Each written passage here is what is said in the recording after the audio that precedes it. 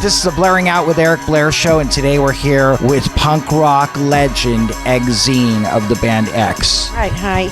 Do you like to be called a legend?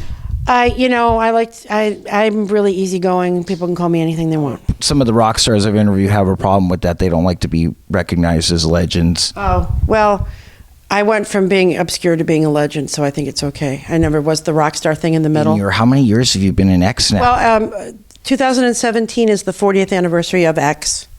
John and I met in 76, and he met Billy then, but DJ Bonebreak didn't become the drummer until 77, so we're celebrating our 40th year this year.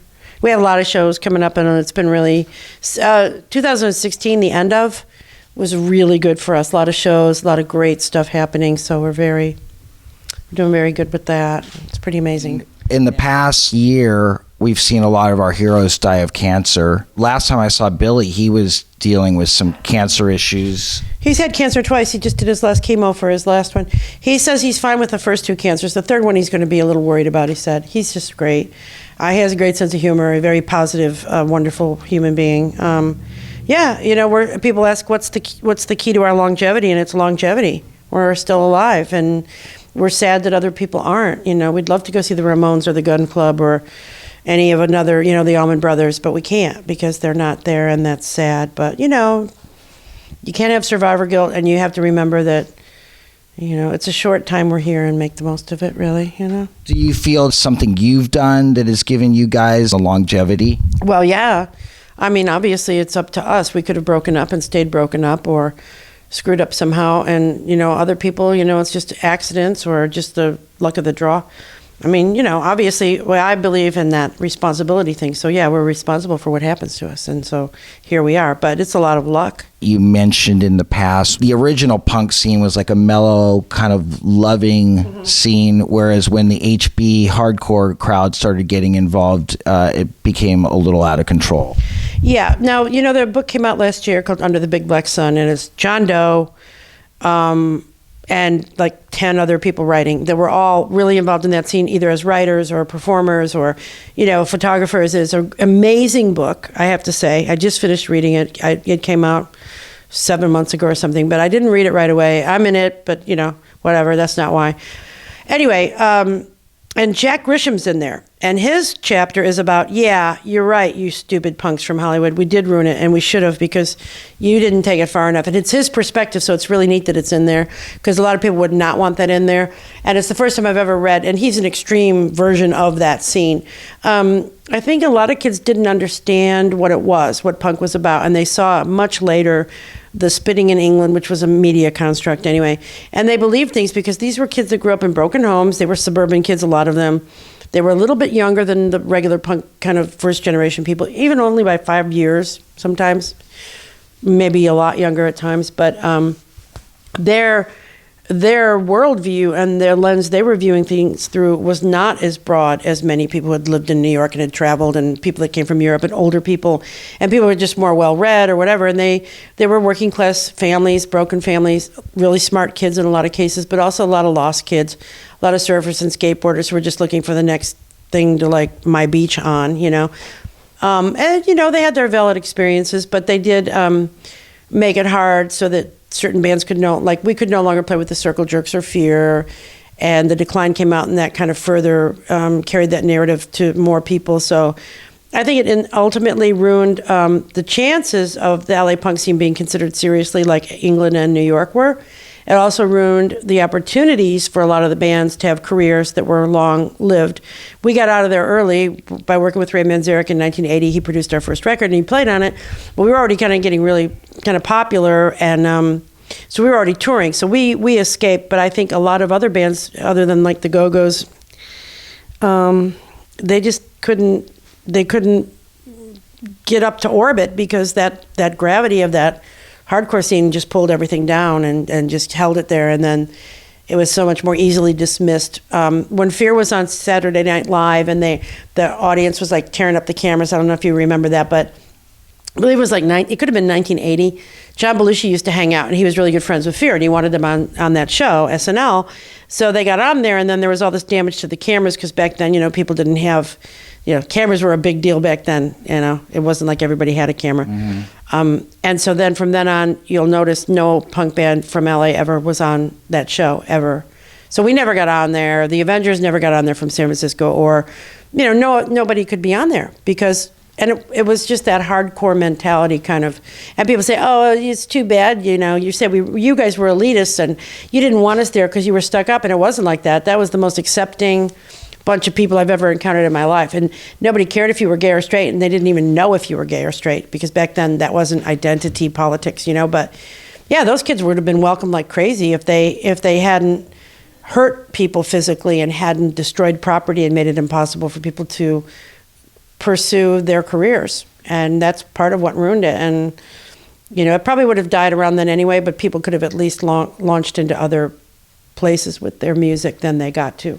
So they had to, hey, oh well, that's what happens in life, right? From being in the music business for 30 years, that everybody has a shelf life. Oh yeah. Well, it wasn't just that, though. It was even recording. Like, where's the Weirdos album? Where's the Screamers album? Where's the Alley Cats album? The best album that came out of the scene was the Plugs. Better Luck, by far, in my opinion. But where's all the other bands' albums? The Germs made an album, and the Avengers. But it should have been a little more. It could have been, shouldn't be, but could have been a little bit more long-lived for some of those people. And that's. And I'm not saying they should have ever played stadiums or that we should have. Just kind of like the grunge scene. If it wasn't for certain things that happened with drugs and certain people infiltrating it and people dying because of that, then that scene would have perhaps done more too. Like Mia Zapata died, and all those people overdosed, and But scenes are very short. The hippie scene was like 2 years. The punk scene was like 3 years. It's only a couple of years. Well, hippies were a little longer, but 5 years maximum for a scene before it's co-opted. And nowadays, probably a year. Also, we were creating in a vacuum. Nobody was watching us. Nobody was watching Austin, Minneapolis, San Francisco. Nobody was watching those towns. We were watching each other, but they weren't watching us. And then MTV came along later. Yeah. And cameras came along later, and computers came along later, and YouTube came along much later, which I love because I don't like the idea that everything you do is on the computer. Because you don't have any freedom then to just be yourself. You have to think about how you look. So I just don't care, and I just don't look at it. I still play live just like it's the last night I'm ever going to play, and the only people that are ever going to see me are the ones that are with us that night. And I don't think, well, what do I look like on TV? The computer, because I don't care. And now, see, if you do something cool, someone can see it in an hour and then copy it and do it better and sell it. So. Mm-hmm. I think the best thing is just to ignore all that, and then it doesn't exist, and just be you. The world's a mess. It's in my kiss. What inspired that song? Well, the Ronettes and the girl groups. If you want to know if he loves you, so it's in his kiss. That's where it is. It's kind of like it goes from being like the sweetness of the '50s romance of like. Everything was just about, you fall in love with this boy, he kisses you, you get married, you have kids, that's, you have a car, and that's it, right? And then it became like, if you want to kiss me, you'll find out that the world is, once you start kissing me, you're going to find out the reality of what the world is all about. But, it's not just me, I'm just an example, I'm the character in the song, The exposure of all the negativity in the world? No, it's the reality. Negativity is a opinion. Negativity is a view. Facts are facts. Truth is truth. So, like, if you look at things and go, "Oh, this is the worst thing that's ever happened," someone else might go, "No, it's the best thing that ever happened." So, it's the world's a mess is a fact. And in 1982, it was just, or 79, much of a mess. I wrote that song actually in Baltimore. After I met John, he was going to New York to visit his parents in Brooklyn, and he's from Baltimore, and it was still when Edie the Egg Lady was there and John Waters was there, it was still Baltimore, nothing like it in the world. And he was going up to visit his parents, and I hadn't met them yet, so he said, I'm going to visit my best friend in Baltimore. It was 78, I think, and I'm going to go visit my parents. Why don't you stay here in Baltimore with my friends and hang out for a couple of days, then I'll come back and get you, right? So Baltimore was amazing. It was just like John Waters, you would just think. And so I remember walking around those cobblestone streets, like I was wandering down at the bricks. They had brick streets and stuff. Hectic, isn't it? Down we go, cradle and all. So it was just about, it was Edgar Allan Poe influenced, and it was Baltimore influenced, and it was world influenced, and it was, poetry, about the way I felt about things. So. Do you think that you guys had a worldview that was all the same in X, or did each person have their own worldview and that showed itself off in the songs? We all, like all humans, have our own specific reality, which is reality is subjective. There is no objective reality. I don't care how close you are to somebody. I don't care if you're in a band or married or whatever, your view is never going to be 100% the same as, and even in religion, you can be the most devout Catholic in the world, but the Catholic sitting next to you, I guarantee in their mind there's some divergence there. Christian, I don't care what you are. Same thing with politics. It doesn't, so if people could just get that straight, we'd probably be a lot better off, right? But we were close, John and I were. DJ, you never know what he's thinking. Billy is somewhat divergent because he's a more conservative person as far as he's a peaceful, loving, really good human being. But I think he grew up at a time when it's like, you fix your own cars, and just life is simple, and I'm a very old-fashioned American kind of person too. You're just a very old-fashioned, spend time on the farm and no seatbelts kind of person, So our worldview is, wow, look what they're doing to ruin everything now. Wow, look what they're doing to ruin everything now. It's like, I'm pre-fast food. I'm big box stores. I'm pre-mall. All that stuff. So I don't, yeah. So because we're older, I think we're somewhat similar in our views. When you guys finally started getting exposure on MTV, and you didn't see some of your compatriots getting that same exposure, how did you feel? Well, I don't think we started getting that until 84, 85. So most of those bands were gone by then. So yeah, again, like I said, I don't think any of those bands were ever going to make videos or records even, unfortunately, because they were all so great. So, I didn't care. The Replacements, not that I didn't care, it just wasn't an issue. No, the Big Boys and the Replacements and Husker Du and bands like that, I don't know that they got on MTV, but everyone hated MTV. It was just, you had to do it because everyone was watching you on there, and we couldn't get airplay except on college radio. So we had to try everything we could to reach a bigger audience. And it wasn't until a few years ago when we started touring with Pearl Jam and Blondie that we actually reached a new audience. Because if you're corralled in, the radio won't play you, and you can't open for people, you're never going to reach a new audience. The only people that ever really helped us out was Dick Clark.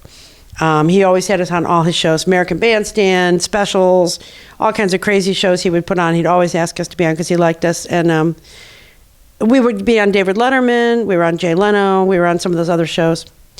But that's if somebody happens to catch that 3-minute segment one night, and they're falling asleep anyway, who cares? But they tried to help anyway. They tried to be helpful to all those bands. But they have to do something every night, so they got to put somebody on there. Yeah. But the radio was the big stumbling block, and then MTV, of course. You did have Rodney on the Rock, which was a local audience of kids and people that were in the know, yeah.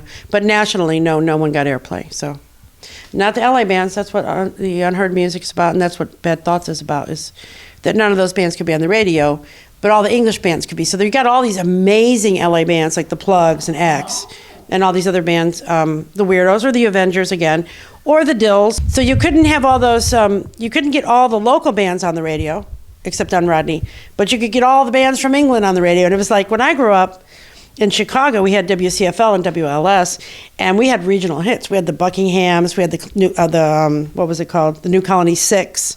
There were Detroit bands on Detroit radio. There were Southern bands on Southern radio. There was Wolfman Jack in LA, playing oldies later. Yeah. But it was American music was being played all over the country in different areas. And, Paul Revere and the Raiders and all that kind of stuff was being played in the English bands. But, you could have a breakout hit in your area.